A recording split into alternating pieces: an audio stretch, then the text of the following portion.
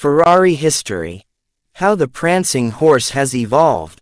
Much has been made of Ferrari's origins and its move to Maranello in 1943, but the true history of the prancing horse is written in the way that its vehicles have evolved.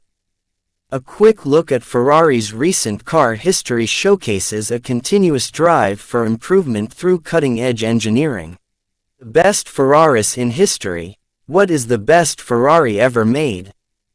It's impossible to settle on just one car from an automaker that continuously pushes boundaries in terms of style, aerodynamics, performance, and technology. It's more instructive to look at a range of the most famous Ferraris of all time to get a sense of the range of prancing horses over the years. 365 GTB, sometimes referred to as the Ferrari Daytona. The 365 GTB is a two-seat Grand Tourer that Ferrari built from 1968 to 1973 to replace the 275 GTB.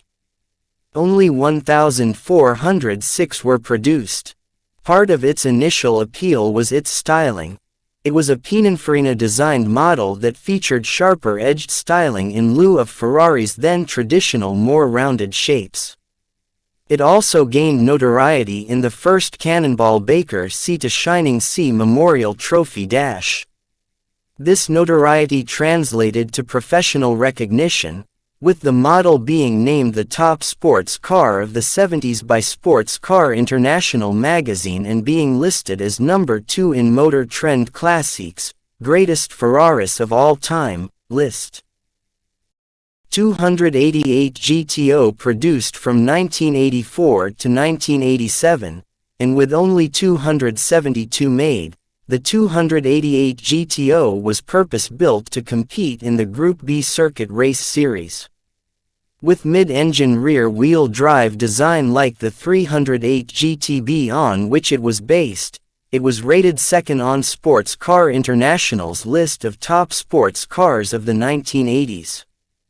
As is standard with new Ferrari models, it was one of the fastest street-legal production cars in the world at the time of its debut, boasting a top speed of 189 miles per hour and the ability to go from a standstill to 60 miles per hour in 5 seconds. Enzo Ferrari himself is said to have offered several 288 GTO models to notable Formula One drivers as gifts, including Eddie Irvine, Keke Rosberg, and Michele Alboreto. Testarossa, Ferrari's flagship model of the 80s, this mid-engine V12-powered car produced from 1984 to 1991, this model is a successor to the Ferrari Berlinetta Boxer.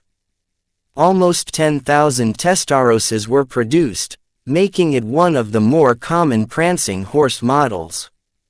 The car was an impressive performer for its time, with a top speed of 180 miles per hour and the ability to go from 0 to 62 miles per hour in 5.3 seconds, but its footprint in popular culture is perhaps its biggest claim to fame.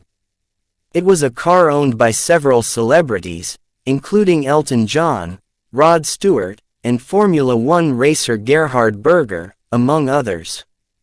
It was also featured prominently in other media, including the Miami Vice television show and the Outrun video game. F40 introduced in 1987 and produced through 1992, the Ferrari F40 was the successor to the 288 GTO. This rear-wheel drive, mid-engine sports car was built to commemorate the automaker's 40th anniversary, and is said to have been the last vehicle that was personally approved by Enzo Ferrari. With a top speed of 199 miles per hour and ability to leap from 0 to 62 miles per hour in just 4.7 seconds, it was Ferrari's fastest car at the time of its introduction. 1,311 of these cars were manufactured, with only 213 assigned to the U.S. market.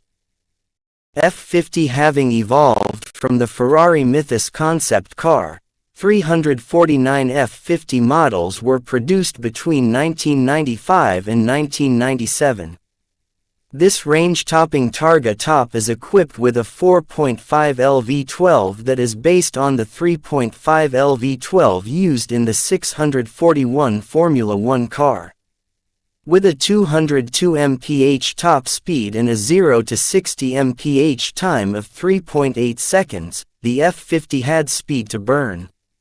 Its bold styling was controversial at the time of its debut, but there was no questioning its incredible power or its commitment to the driving experience. Enzo, produced from 2002 to 2004, this mid-engine V12 supercar is named for Ferrari's founder, Enzo Ferrari, and as such it was designed to be a top performer. It borrows heavily from Ferrari's F1 vehicles, including a carbon fiber body, ceramic composite disc brakes, and an F1-style automated shift transmission. Its V12 engine also heralded a new generation of prancing horse powertrains, and its specs speak for themselves. 651 horsepower, 485 pound-feet of torque, and a top speed of 218 miles per hour. Only 400 Ferrari Enzos were produced, and it earned impressive accolades. Sports Car International placed it number 3 on their list of top sports cars of the 2000s, while Motor Trend Classic listed it number 4 on their list of greatest Ferraris of all time. It was eventually succeeded by the LaFerrari. LaFerrari, only 499 LaFerrari models were produced, and it was Ferrari's first hybrid vehicle. The result of the V12 hybrid powertrain is a supercar that provided the highest output of any production Ferrari while improving efficiency by 40%. That output amounts to 949 horsepower and 664 pound-feet of torque, resulting in a top speed of 212 miles per hour and a 0 to 60 mph time of just 2.4 seconds. LaFerrari literally means the Ferrari, in Italian, making it a declaration that this model is the definitive prancing horse. Icona Series. The Icona Series is the latest innovation from the prancing horse brand, and is headlined by the Monza SP1 and Monza SP2. The Icona Series, according to Enrico Galliera, Ferrari's head of marketing, represents the timeless design of iconic Ferraris reinterpreted with innovative materials and state-of-the-art technology. In the case of the SP1 and SP2, only 500 total models were made, and both feature a naturally aspirated 6.5L V12 that's capable of producing 809 horsepower and 530 pound-feet of torque.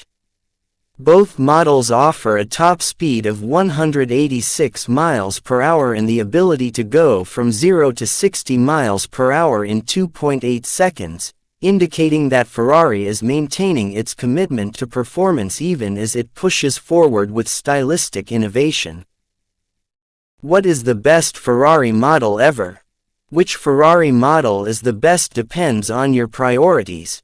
If you want raw performance, the Enzo, LaFerrari, or LaFerrari Aperta are natural choices.